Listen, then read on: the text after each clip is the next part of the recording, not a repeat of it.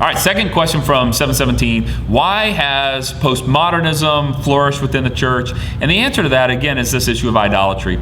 If I can adjust the way God is based on culture or popular opinion, these kinds of things, can you imagine what Paul's theology would have been on that basis in a Greco-Roman world? All kinds of immorality was normative.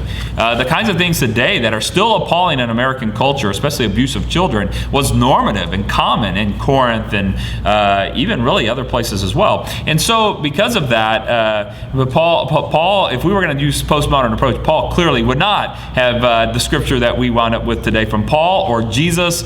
Words and Sermon on the Mount, those kinds of things would not have materialized the way they did. Postmodernism is an act of idolatry, and the reason it flourishes is that we want to feel good about ourselves. And the scripture is really about making much of God and not about making much of ourselves. And so there's a conflict there between the postmodern worldview, which says, let's make much of God versus let's make much of ourselves. And postmodernism is about self-worship. And the reason it's so popular is who doesn't want to be worshiped? Who doesn't want to have people tell you exactly what you want to hear to make you feel better about yourself? The problem is it's a lie. And in the end, it actually doesn't contribute to you feeling better about yourself. Also, it doesn't lead to joy. It leads actually to self-loathing in the end.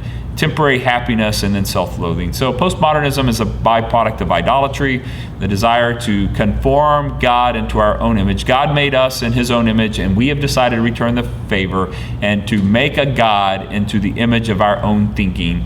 This has been going on since Adam and Eve recasted God into their own image and decided to become the gods of themselves. It has been going on since that moment and has been going on ever since. That's why Jesus says, an adulterous generation seeks a different Messiah.